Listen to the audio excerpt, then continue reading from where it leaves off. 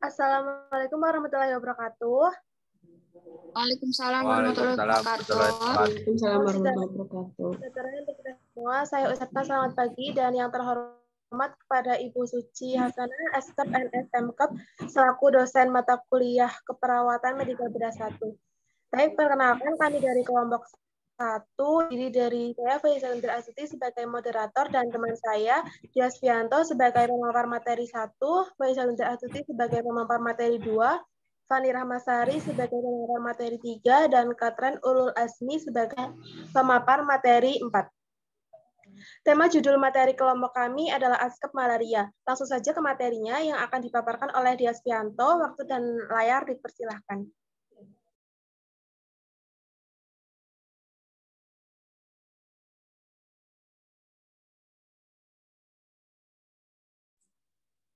Next, Mbak.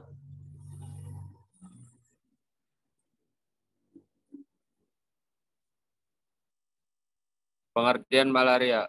Malaria merupakan infeksi parasit pada sel darah merah yang disebabkan oleh suatu protozoa spesies Plasmodium yang ditularkan ke manusia melalui air liur nyamuk.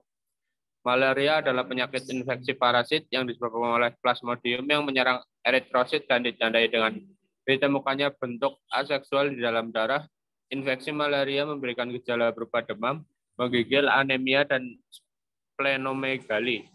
Malaria adalah suatu penyakit infeksi dengan demam berkala yang disebabkan oleh parasit Plasmodium, termasuk protozoa, dan ditularkan oleh nyamuk Anopheles betina.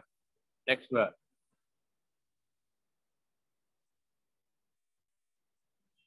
Penyebab malaria. Satu penyebab malaria yaitu Plasmodium vivax. Plasmodium vivax adalah yaitu menimbulkan gejala yang lebih ringan, bertahan di organ hati, dan dapat kambuh ketika daya tahan tubuh menurun. 2. Plasmodium ovale tergolong tidak terlalu berbahaya yang mengancam jiwa, menyebabkan anemia atau kekurangan darah. 3. Plasmodium malariae menimbulkan gejala setelah lama terinfeksi parasit tersebut, menyebabkan infeksi yang kronis, mengalami gangguan fungsi organ ginjal. Plasmodium yang keempat, Plasmodium falciparum tergolong paling berbahaya karena dapat menimbulkan berbagai komplikasi seperti kejang hingga koma. Malaria jenis ini menjadi salah satu penyebab kematian akibat malaria tertinggi di dunia. Next, Mbak. Gejala malaria. Gejala malaria mulai muncul setidaknya dalam kurun waktu 10 hingga 15 hari setelah tergigit nyamuk Anopheles ataupun terpapar nyamuk Anopheles. Berikut beberapa gejala malaria. Yang pertama yaitu demam, menggigil, sakit kepala, berkeringat banyak, lemas, pegal linu, gejala anemia atau kurang darah, mual atau muntah. Next, Mbak. Patofisiologi dari malaria yaitu siklus hidup Plasmodium. Penyebab malaria yakni parasit malaria dalam siklus hidupnya membutuhkan 2 host melalui aliran darah. Nyamuk Anopheles betina menginokulasi sporozoid ke dalam tubuh manusia. Sporozoid menginfeksi sel hati dan berkembang biak menjadi skin zone, lalu pecah dan mengeluarkan merozoid, lalu berdiam dan berkembang biak di dalam organ hati. Next, Mbak. Manifestasi klinis. Malaria mempunyai gambaran karakteristik demam periodik, anemia, dan splenomegali. Masa inkubasi bervariasi pada masing-masing Plasmodium. Keluhan prodromal dapat terjadi sebelum terjadinya demam berupa kelesuhan, mulai sakit kepala, merasa dingin di punggung, nyeri sendi dan tulang, demam ringan, anoreksia atau hilang nafsu makan, perut tidak enak, diare ringan, dan kadang-kadang merasa dingin. Gejala yang klasik yang sering terjadi trias malaria serangan paroksimal secara berurutan, yaitu periode dingin 15-60 menit, mulai menggigil dan diikuti panas. Penderita muka merah, nadi cepat, dan panas badan tetap tinggi beberapa jam, diikuti dengan keadaan berkeringat. Next, Mbak. Pathway gigitan nyamuk Anopheles menginfeksi sel parenchyma hepar, pembelahan inti, merozoid lepas, masuk sirkulasi darah, menginfeksi eritrosit, dan terjadilah malaria. Next, Mbak. Pemeriksaan penunjang. Pemeriksaan ini bertujuan untuk mengetahui kondisi umum penderita meliputi pemeriksaan kadar hemoglobin, hematokrit, jumlah leukosit, eritrosit, dan trombosit. Bisa juga dilakukan pemeriksaan kimia darah, gula darah, SGOT, SGPT, serta pemeriksaan ronsen dan USG untuk melihat apakah terjadi pembesaran hati dan limpa dan pemeriksaan lainnya sesuai indikasi. Next, Mbak. Penata laksanaan keperawatan, pemantauan tanda-tanda vital seperti tekanan darah, nadi, pernafasan, dan suhu. Kedua, cairan dan elektrolit. Ketiga, nutrisi. Keempat, eliminasi, kelima, aktivitas dan istirahat. Keenam, bila terjadi anemia, diberi transfusi darah. Ketujuh, memberikan kompres hangat pada pasien. Hindari kompres alkohol dan air es, dan bila pasien gigil, berikan selimut. Next, Mbak. Penata laksanaan non-medis. Menggunakan kelambu pada waktu tidur, mengolah tubuh dengan obat anti gigitan nyamuk, menggunakan pembasmi serangga, memasang kawat kasa pada jendela dan ventilasi, letak tempat tinggal diusahakan jauh dari kandang ternak, mencegah penderita malaria dari gigitan nyamuk agar infeksi tidak menyebar lebih jauh, membersihkan tempat hinggap atau istirahat nyamuk, dan memberantas sarang nyamuk. Hindari keadaan rumah yang lembab, gelap, kotor, dan pakaian yang bergantungan, serta genangan air. Membunuh jentik nyamuk dengan menyemprotkan obat anti atau menerbangkan ikan memakan jentik. Melestarikan hutan bakau sebagai habitat ikan di rawa-rawa sepanjang pantai. Selanjutnya akan dibacakan oleh Mbak Fazatun Triastuti.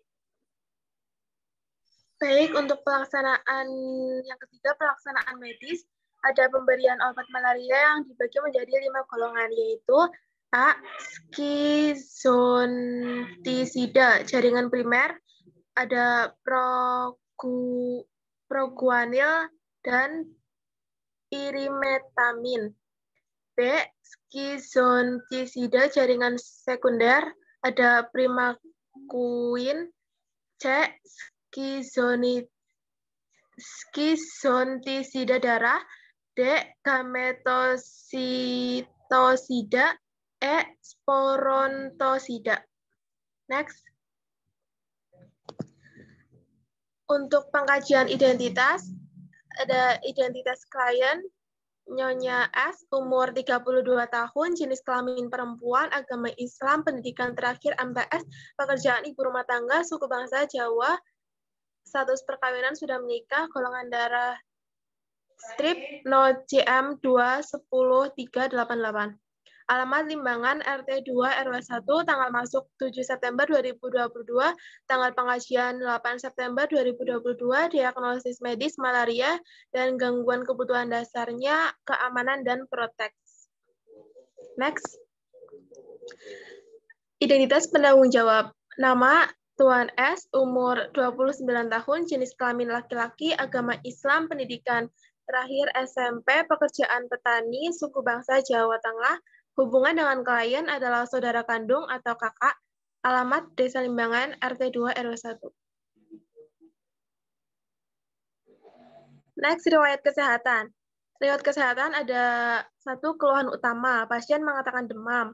2, riwayat penyakit sekarang. Pasien datang ke RSUD Cilacap pada tanggal 7 September 2022 dengan keluhan demam, sering berkeringat, kepala pusing, mual, muntah, dan lemes selama kurang lebih 4 hari yang lalu.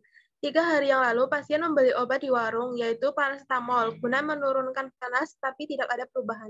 Saat dilakukan pengajian pada tanggal 8 September 2022 pukul 10 WIB, pasien mengatakan demam, sering berkeringat, kepala pusing, mual, muntah, dan lemas. Tanda-tanda vital, tekanan darah 100/79 mmHg, nadi 79 kali per menit, suhu 39 derajat Celcius, SpO2 96, RR 22. Pasien tambah gelisah dan menggigil. 3. Riwayat penyakit dahulu. Pasien mengatakan tidak mempunyai riwayat penyakit sebelumnya. 4. Riwayat penyakit keluarga. Pasien dan keluarga pasien mengatakan tidak ada riwayat penyakit keturunan.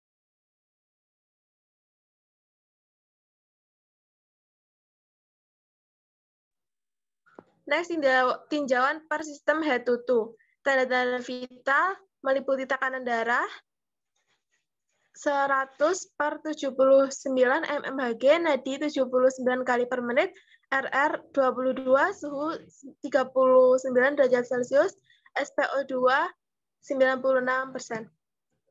Kulit dan kuku. Inspeksi warna kulit sawo matang, warna kuku putih kecoklatan.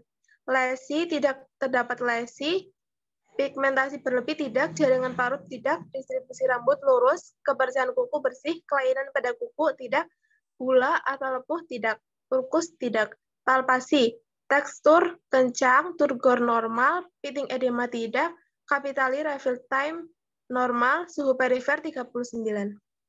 Kepala, inspeksi bentuk kepala, mesocepal, kebersihan bersih, warna rambut hitam, kuku kepala bersih, distribusi rambut ikal, kerontokan rambut tidak, benjolan di kepala tidak, palpasi nyeri kepala tidak.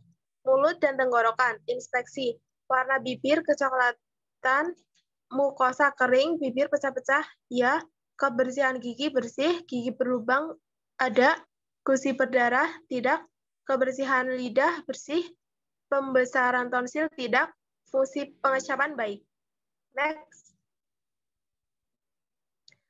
Pernafasan, inspeksi, pengembangan dada, simetris, pernafasan cepat, retraksi interkosta tidak, nafas cuping hidung tidak, palpasi, taktil fremitus normal, pengembangan dada simetris, perkusi sonor, auskultasi vesikuler, suara tambahan tidak. Selanjutnya gastrointestinal, inspeksi bentuk abdomen, distan, auskultasi peristaltik usus normal, perkusi abdomen normal, palpasi nyeri tekan. P. Faktor psikologis, Q. Panas seperti terbakar, R. Di area abdomen, S. 3. T. Hilang timbul. Selanjutnya perkemihan, warna urin kuning keruh, jumlah urin 300 ml, nyeri saat BAK tidak, hematuria tidak, rasa terbakar saat BAK tidak, pernafasan tidak, lampias tidak, anyang-anyangan, mengopol tidak, tidak bisa BAK tidak. Next. Pola aktivitas sehari-hari. Jenis pengajian. Pola nutrisi ada di rumah dan di rumah sakit. Yang pertama makan. Frekuensi 3 kali sehari saat di rumah sakit 2 kali sehari. Jenis nasi padat, saat di rumah sakit bubur atau lembek. Porsi saat di rumah 1 porsi habis, di rumah sakit 3-5 sendok. Cara di rumah mandiri, di rumah sakit dibantu atau disuapin. Keluhan tidak ada. Saat di rumah sakit, muntah lebih dari 2 kali sehari. Minum, frekuensi saat di rumah lebih dari 8 gelas sehari. Alasannya tidak haus. Di rumah sakit, kurang dari 8 gelas sehari, alasannya kebiasaan. Jenis air putih, di rumah sakit air putih. Cara saat di rumah mandiri dan di rumah sakit dibantu. Keluhan tidak ada. Next. Pola aktivitas sehari-hari selanjutnya ada pola eliminasi, BAB, dan BAK. Untuk BAB, frekuensi saat di rumah lainnya, saat di rumah sakit 1 kali sehari. Konsistensi lembek, warna kecoklatan, bau tidak sedap, cara mandiri, gangguan BAB lainnya, keluhan lain tidak ada. Untuk BAK, frekuensi saat di rumah lainnya, saat di rumah sakit 2 kali sehari. Warna kuning jernih, saat di rumah sakit kuning keruh. Bau tidak sedap, cara mandiri, saat di rumah sakit memakai pispot. Gangguan BAK tidak ada, keluhan tidak ada. Next. Pola aktivitas sehari-hari selanjutnya ada pola istirahat. Tidur, jumlah waktu tidur saat di rumah lebih dari 6 jam, saat di rumah sakit 4-6 jam. Gangguan tidur, saat di rumah tidak ada gangguan, saat di rumah sakit sulit mengawali. Keluhan lainnya tidak ada. Untuk selanjutnya personal hygiene, mandi 2 kali sehari saat di rumah dan saat di rumah sakit 1 kali sehari. Gosok gigi saat di rumah 2 kali sehari dan saat di rumah sakit 2 kali sehari. Ganti pakaian lainnya. Cara mandiri dan saat di rumah sakit dibantu.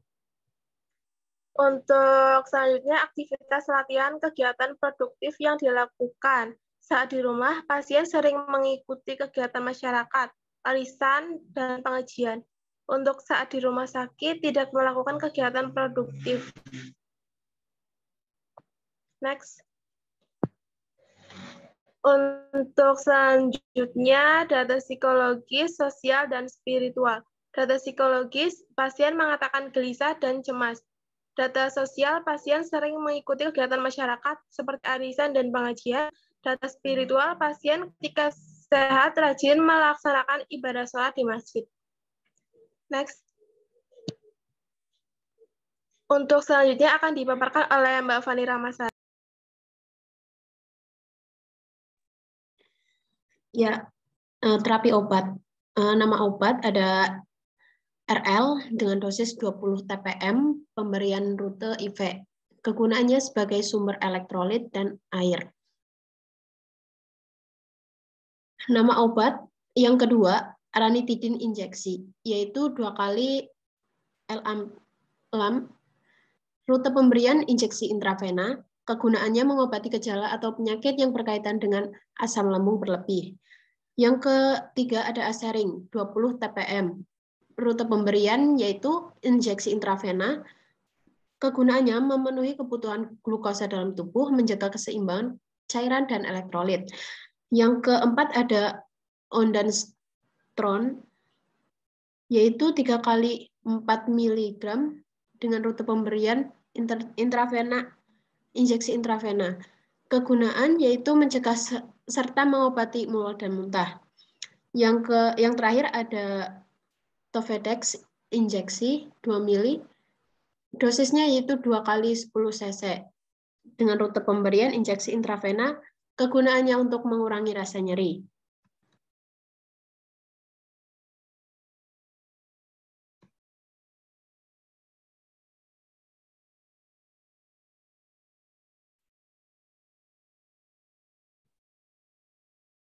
Yang selanjutnya ada data penunjang dengan HB 10 GDL, nilai normalnya yaitu 14,0 sampai 18,0, yaitu menurun. Leukosit saat ini menurun, leukosit normal, trombosit normal. Hematokrin menurun, kadar gula untuk saat ini normal, ureum normal, seratin normal, SGOT meningkat, dan SGPT normal. Analisis data. Yang pertama, DS data subjektifnya, pasien mengatakan tubuhnya terasa panas, demam, berkeringat, kepala pusing. Dengan P, yaitu faktor fisiologis, dan Q, panas seperti terbakar, R di area abdomen dengan skala 3, T yaitu hilang timbul. Untuk data objektifnya itu tekanan nadi 100/79 mmHg, nadi 79 kali per menit, RR 22, suhu 39 derajat Celcius, SpO2 96%. Pasien juga tampak menggigil dan bibir pucat atau mukosa kering. Masalah keperawatannya yaitu hipertermi dengan etiologi proses penyakit infeksi.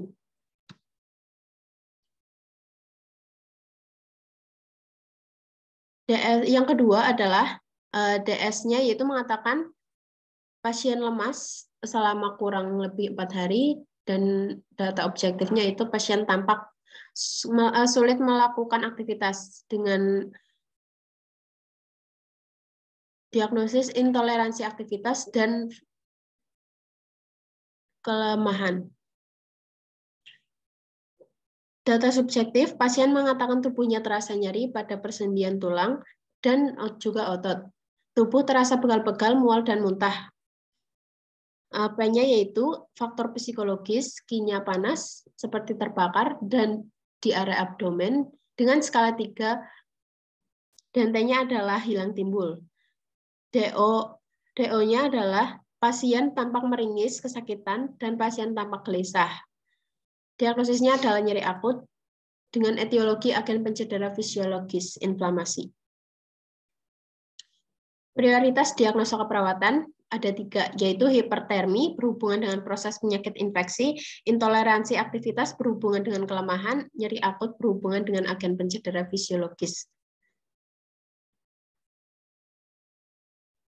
Diagnosa keperawatan yang pertama yaitu hipertermi berhubungan dengan proses infeksi.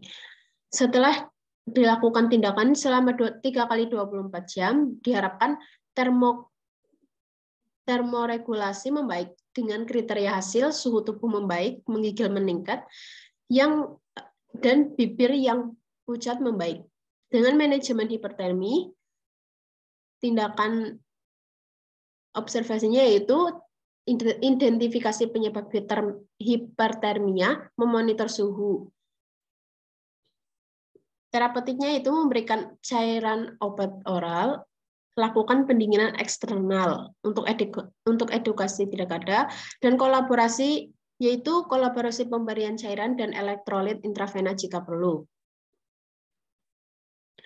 Yang kedua ada intoleransi aktivitas berhubungan dengan kelemahan. Setelah dilakukan tindakan selama 3 kali 24 jam, diharapkan toleransi aktivitas meningkat dengan kriteria hasil. Yang pertama, kemudahan dalam melakukan aktivitas sehari-hari meningkat, keluhan lelah menurun, perasaan lemah menurun. Dengan manajemen energi, tindakan observasinya itu mengatur pola jam tidur, terapeutiknya sediakan lingkungan nyaman dan rendah stimulus, berikan aktivitas distraksi yang menyenangkan. Dengan edukasi, anjurkan melakukan aktivitas secara bertahap. Untuk rencana keperawatan yaitu yang pertama, nyeri akut berhubungan dengan agen pencedera fisiologis, inflamasi.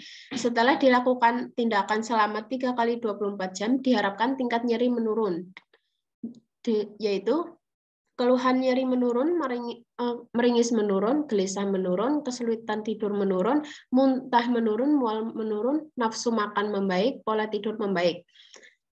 Manajemen nyeri dengan tindakan observasi, identifikasi lokasi, karakteristik, durasi, frekuensi, kualitas, dan intensitas nyeri. Yang kedua, identifikasi skala nyeri. Dan yang ketiga, identifikasi respon nyeri nonverbal. Tindakan terapeutik, berikan teknik non-farmakologis untuk mengurangi rasa nyeri, kontrol lingkungan yang memperberat rasa nyeri, fasilitasi istirahat dan tidur. Tindakan edukasi, jelaskan penyebab, periode, dan pemicu nyeri, jelaskan strategi meredakan nyeri, ajarkan teknik non-farmakologis untuk mengurangi rasa nyeri. Dan tindakan kolaborasi yaitu kolaborasi pemberian analgetik jika perlu. Selanjutnya ada implementasi. Pada Kamis tanggal 8 September 2022, jam 10 waktu Indonesia Barat, dengan implementasi mengidentifikasi penyebab hipertermia, memonitor suhu tubuh, memberikan cairan oral, melakukan pendinginan eksternal, mengkolaborasi pemberian cairan dan elektrolit intravena jika perlu. Dengan respon, data subjektifnya itu pasien mengatakan tubuh terasa panas, demam, sering berkeringat, kepala pusing. P-nya yaitu faktor psikologis, Q-nya panas seperti terbakar, R-nya di area abdomen, skalanya 3, dan T-nya hilang timbul. Untuk DO-nya, pasien tampak menggigil, pasien tampak bibir pucat, mukosa kering. Dengan TTV, tekanan darah 100/79 mmHg, nadi 79 kali per menit, RR 22, suhu 39 derajat Celcius, SPU2 96%. Yang kedua ada Jumat pada tanggal 9 September 2022.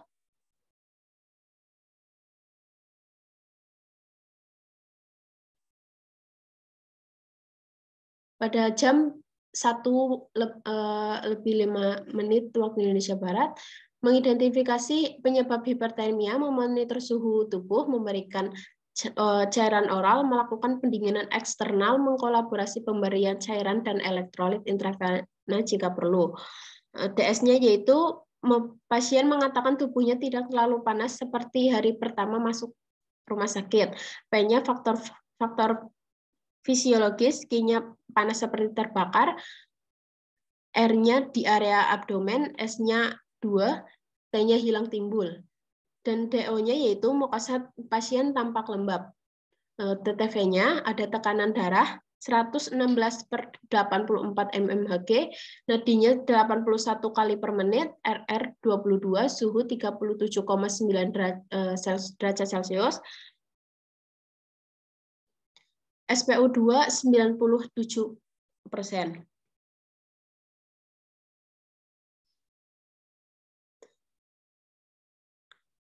Sabtu, pada hari Sabtu tanggal 10 September 2022 pada jam 11.46 waktu Indonesia Barat, mengidentifikasi penyebab hipertermia, memonitor suhu, memberikan cairan oral, melakukan pendinginan eksternal, mengkolaborasi pemberian cairan dan elektrolit intravena jika perlu.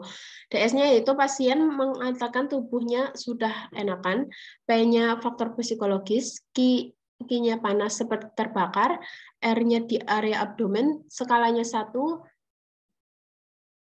T-nya yaitu hilang timbul.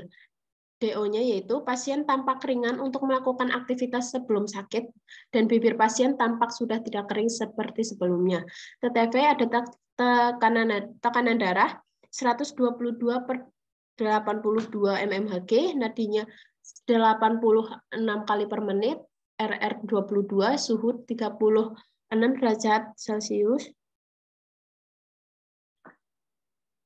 SpO2 ada 98%.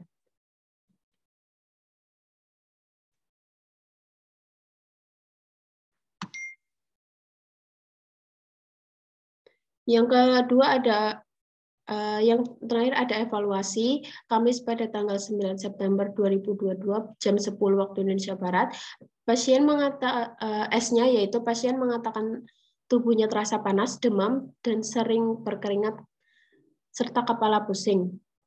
P-nya yaitu faktor psikologis, Q-nya panas seperti terbakar, R-nya di area abdomen, skalanya 3, T-nya hilang timbul, dan TTV-nya itu dengan tekanan nadi tekanan darah yaitu 100/79 mmHg, nadi 79 kali per menit, RR 22, suhu 39 derajat Celcius, SpO2 96%. Pasien tampak menggigil, bibir pasien tampak pucat. A-nya yaitu masalah belum teratasi dan lanjutkan intervensi.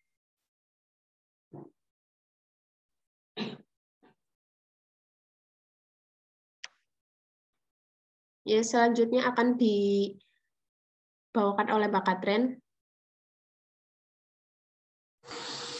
Baik, selanjutnya evaluasi pada Jumat 9 September jam 13:05. S-nya yaitu pasien mengatakan lemas selama kurang lebih 4 hari, banyak faktor fisiologis, Q-nya panas seperti terbakar, R-nya di area abdomen, S-nya 2, T-nya hilang timbul, O-nya pasien menggigil tampak berkurang, bibir pasien tampak lembab, TTV-nya yaitu tekanan darahnya 116/84 mmHg, nadinya 81 kali per menit, RR-nya 22, suhunya 37,9 derajat Celcius, SpO-nya 97%. A-nya masalah teratasi sebagian, P-nya lanjutkan intervensi. Selanjutnya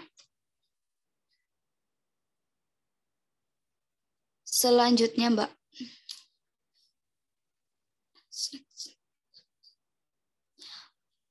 Evaluasi pada Sabtu 10 September jam 11.46 waktu Indonesia Barat. S-nya pasien mengatakan tubuhnya sudah enakan. P-nya faktor fisiologis, Q-nya panas seperti terbakar di area abdomen. S-nya 1, secara hilang timbul, wajah pasien sudah tidak menggigil, bibir pasien merah muda, dengan hasil TTV, tekanan darahnya 122/82 mmHg, nadinya 86 kali per menit, RR-nya 22, suhunya 36 derajat Celcius, SPO-nya 98%, A-nya masalah teratasi, P-nya hentikan intervensi. Kemudian selanjutnya, Mbak. Kesimpulannya, malaria adalah penyakit menular yang disebabkan oleh parasit dari genus Plasmodium yang ditularkan pada manusia melalui gigitan nyamuk jenis Anopheles betina. Penyakit ini dapat menyerang segala ras, usia, dan jenis kelamin menurut Irianto 2011 dan merupakan salah satu masalah kesehatan masyarakat yang dapat menyebabkan kematian terutama pada kelompok risiko tinggi yaitu bayi, anak balita, ibu hamil. Selain itu, malaria secara langsung dapat menyebabkan demam, anemia, splenomegali, dan dapat menurunkan produktivitas kerja. Selanjutnya, implikasi. Malaria adalah penyakit menular yang disebabkan oleh parasit dari genus Plasmodium yang ditularkan pada manusia melalui gigitan nyamuk jenis Anopheles betina. Penyakit ini dapat menyerang segala ras, usia, dan jenis kelamin. Selanjutnya,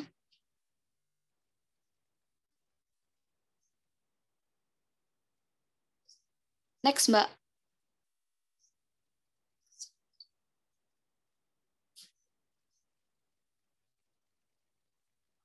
Malaria adalah penyakit yang disebabkan oleh gigitan nyamuk jenis Anopheles betina. Dengan demikian, semua orang dianjurkan untuk membuang genangan air yang menjadi tempat berkembang biaknya nyamuk yang ada di mana saja. Selanjutnya, terima kasih. Saya kembalikan kepada moderator. Baik, sekian memaparan materi dari kelompok kami. Apabila ada kesalahan atau tutur kata yang kurang berkenan, kami mohon maaf yang sebesar-besarnya. Terima kasih. Wassalamualaikum warahmatullahi wabarakatuh. Waalaikumsalam warahmatullahi wabarakatuh.